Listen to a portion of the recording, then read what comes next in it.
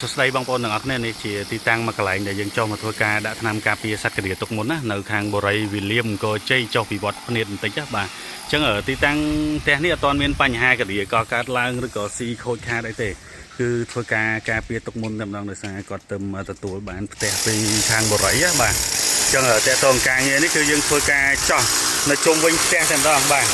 ដើម្បីធ្វើការបញ្ចូលទឹកថ្នាំយើងចោះរៀងញឹកដែរប្រហែលជា3ទឹកអីមួយទេដើម្បីការពារទុកមុននៅទីតាំងជុំវិញផ្ទះបាទហើយនៅទីតាំងខាងលើទៀតចឹងតកតងនឹងទីតាំងនៅខាងលើតាមគ្រប់ដេកគ្រប់ប្រព័ន្ធភ្លើងពីដានគ្រប់ជាន់ទាំងអស់គឺយើងធ្វើការដាក់ថ្នាំការពារទុកមុនបាទចឹងនេះសកម្មភាពក្រុមការងារកំពុងធ្វើការដាក់តាមប្រព័ន្ធភ្លើងតាមពីដានតាមអីផ្សេងៗគឺយើងធ្វើការ steam ថ្នាំចូលណាបាទចឹងតកតងការ steam ថ្នាំចូលយើងប្រើម៉ាស៊ីននេះដើម្បីធ្វើការបាញ់បាទនេះចឹងវារៀងហុយបែបនេះបាទចូលទៅតាមប្រព័ន្ធភ្លើងហ្គេមភ្លើងពីដាននិងស៊ុំទ្វារផ្សេងៗចឹងស៊ុំទ្វារចាស់ណា